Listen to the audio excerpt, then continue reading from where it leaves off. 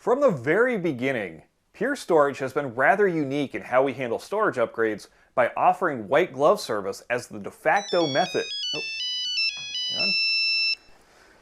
Hello? Hey, Matt. Hey, look, I've got a FlashArray upgrade in 20 minutes. Can you let support know I'm not going to make it? Yeah, sure. Thanks. I'm buried here. Hey, when are you guys going to let me do my own upgrades? Well, hello? Huh. Call dropped. Well, I was gonna tell him that we already do.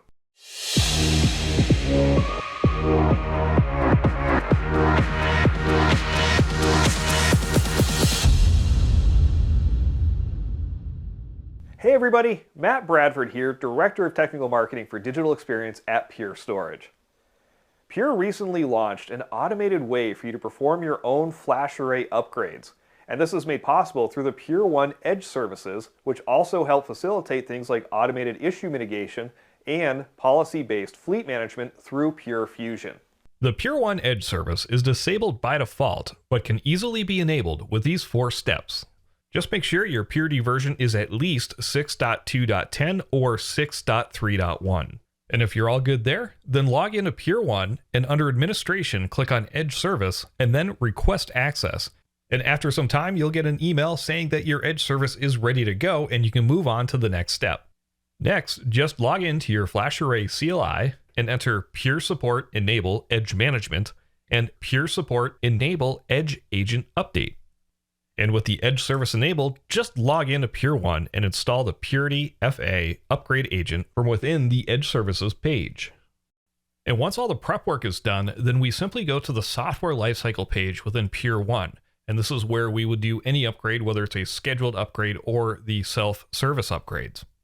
And so if I scroll down here and select the array that I want to upgrade, which is this MM78C-8, which is currently running Purity version 6.3.3, well, I want to upgrade this to 6.3.5.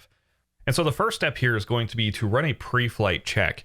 Now these checks were created using years worth of support data to figure out all of the different scenarios that could cause any sort of disruption during the upgrades. And so the first type of check that we're going to run is a cloud check. Now what this does, this doesn't run anything on the array. This just uses the phone home data that is sent to the Pure One cloud to perform these pre-flight checks. And you can run these checks as many times as you want. So you can do this a week or so ahead of the upgrade just to make sure that there's no other tasks or outstanding things that you need to do before the upgrade. And then you can just run it again right before the upgrade to validate that everything is in good order. And a typical check will take a couple of minutes to complete, but then you can view the results of this check and all the others in this right-hand column over here, or you can view the latest results with this tab up here. And in here, we can see everything that we've checked, like hardware has passed, it's all healthy, everything looks good. And we also check for things like inconsistencies in your host paths, because we are going to be failing over our controllers, so we don't want to lose any of those paths and bring down any applications. There's even a check to make sure that there's enough space to download the upgrades on each of the controllers too. And with this report, everything's passed, so we're ready to go on to the next step, which is the software update. And we've already got our target version selected, 6.3.5. And then as far as the pre-checks go, again, obviously everything has passed. We've run the cloud check, so we're ready to go on to the next step. And over here on the right is a handy little checklist for the entire process for performing this upgrade. So of course we've run through the checks, and next we're going to download the bundle. We're going to perform another readiness check. So this is going to be using the data that is on the array itself. So we have the latest data to just do one last pre-flight check.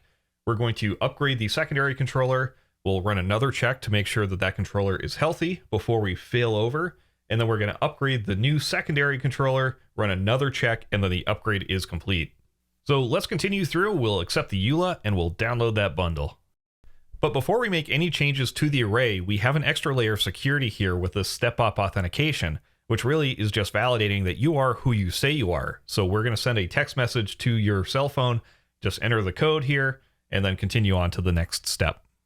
So with everything authenticated, we're now ready to download the binaries to our controllers. We can see the amount of time it's going to take to download this 4.5 gig package, but through the magic of YouTube, we're already complete here. So we're going to go ahead and initiate the upgrade. And with everything staged, we're going to run through one more pre-flight check using the log data that is on the array itself. So we're using the freshest data to make sure we're ready to go before we execute anything. And so that brings us to the first of several pauses throughout this process where we're ready to go and we just need you to verify that you are also ready to go to continue the upgrade, or if you need to back out, you can cancel right now. So this part of the upgrade will take a little bit of time, but here we can speed things up. And so we can see that the secondary controller installation has completed, it's rebooted, and now we are just running through another midpoint upgrade check before we fail over and install the updates on the other controller. And with these checks having passed, we're now ready to go to the next step, which takes us to the second pause of this process, where we just need to confirm that we are ready to fail over to the other controller.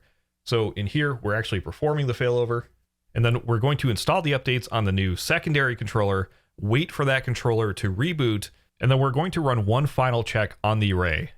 And I can go in and I can view that report once again and make sure that after the upgrade, everything is good and everything's passed, which it looks wonderful. So let's finish this upgrade. And now I have the option to save the upgrade log if I need it for my records or for wonderful memories of my first ever self-service upgrade. In this case, let's not bother with it. And there we go. We are now fully up to date and running Purity 6.3.5. And with this new self-service upgrade capability, you're now free to perform this important maintenance on your own time. So everybody, that's going to wrap things up for today. If you haven't already, give us a big thumbs up, subscribe to the Pure Storage YouTube channel, and until I see you in the next episode, stay pure.